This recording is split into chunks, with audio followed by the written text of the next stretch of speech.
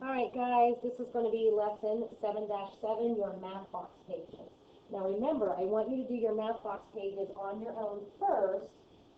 Go through and do those before you watch the video. In the video, I'm going to be kind of just quickly going over them and practically giving you the answers, but giving you the answers isn't really going to help you learn it.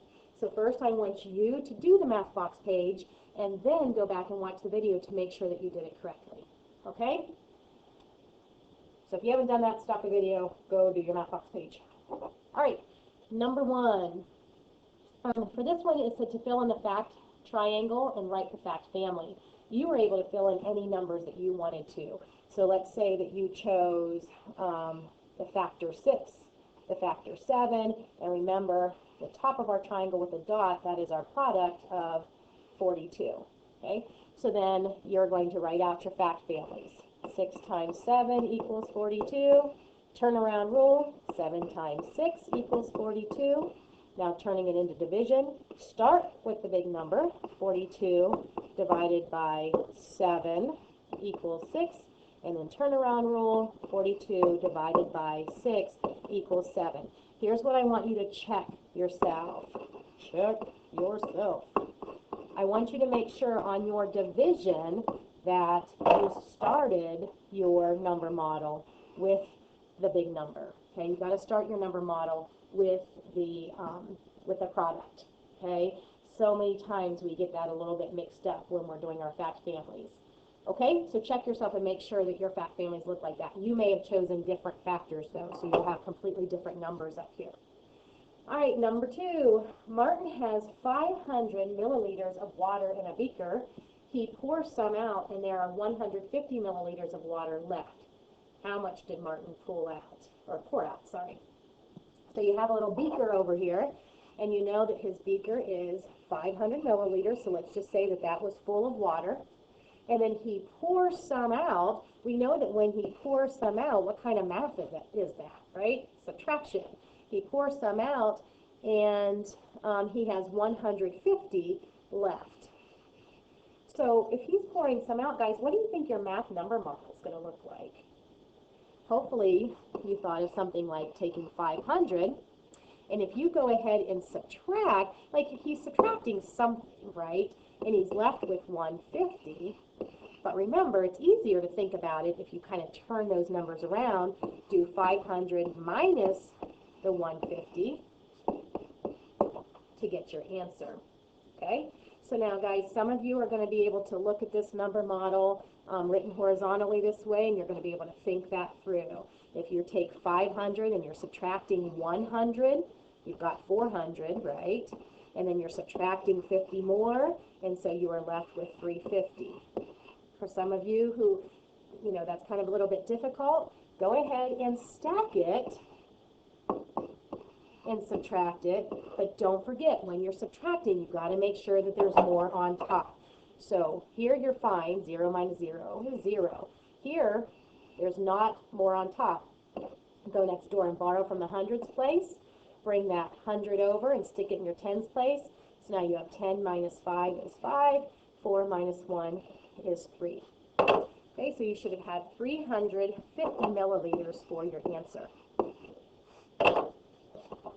All right, moving on, fill in the circles next to the names that belong in this name collection box. So you see anything that equals 2 halves. Well, you know that when the numerator and the denominator is the same, guys, that means the 2 halves equals 1. So any fraction in here that equals 1. We know when the numerator and denominator are the same, that equals 1. So you've got your 3/3 in here, and you have your 8/8 in here, and then of course don't forget your plain old 1. So you should have shaded in 1, 3/3, and 8/8. All right, using order of operation rules, underline the part that should be completed first, then solve.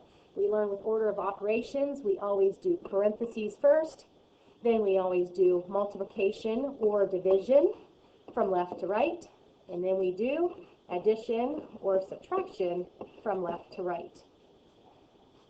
All right, so when we have this problem here, 30 minus 15 divided by 3, there are no parentheses in the problem, but what should be done first? According to our order of operations, we need to do our division first. So go ahead and put your parentheses in there.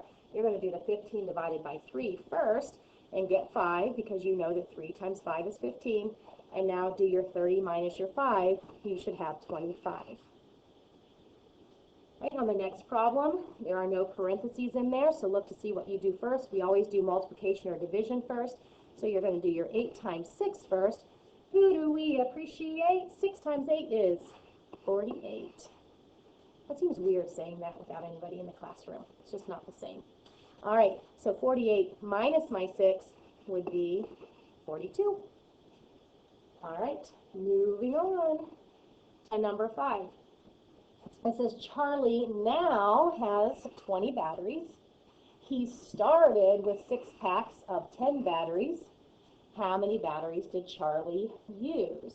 So guys, when we think about this, and if you draw a picture of that, what did he start with? He started with 6 packs, right? And in those 6 packs, each pack had 10 batteries. If that's what he's starting with, and we're looking at what number model goes with that, we know that we're going to start with 6 times 10, right? And now, and we know that that's 30. If now he has 20 batteries and it wants to know how many batteries did Charlie use, we know if he's using some, we're going to be subtracting, right? So we're subtracting, but we don't know how many. We don't know how many batteries, so we're subtracting some batteries, and that's going to give us what he has now. So right there is the number model of everything that's going on, which matches, let's see here. So if I'm doing 6 times 10 first, did I add 20? Okay, I did 6 times 10 first, and then I subtracted something, and that's going to equal my 20. Remember, it doesn't matter which side of the equal sign your answer is in your number model, that's going to be the same thing. Okay, so this should be the number model that matches the problem. All right, and finally, let me get rid of this stuff here. Finally, number 6, you just need to simply add here. So we're going to first estimate.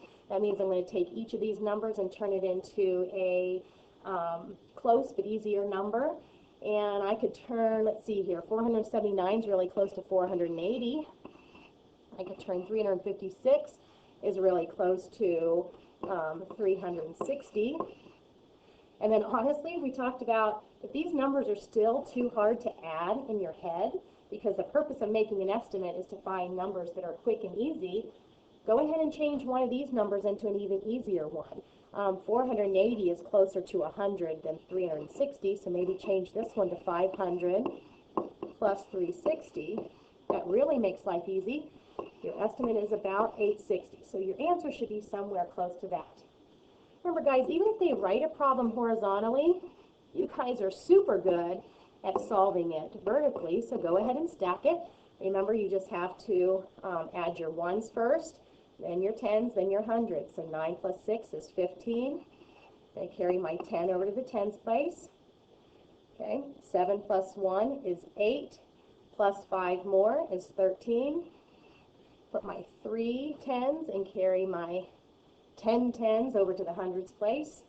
And then 4 plus 3 is 7, plus 1 more is 8. So you should have 835 for your answer, which is pretty close to your estimate considering what a large number your answer is. All right, guys, those are your math boxes for today. I'll catch you on the next lesson.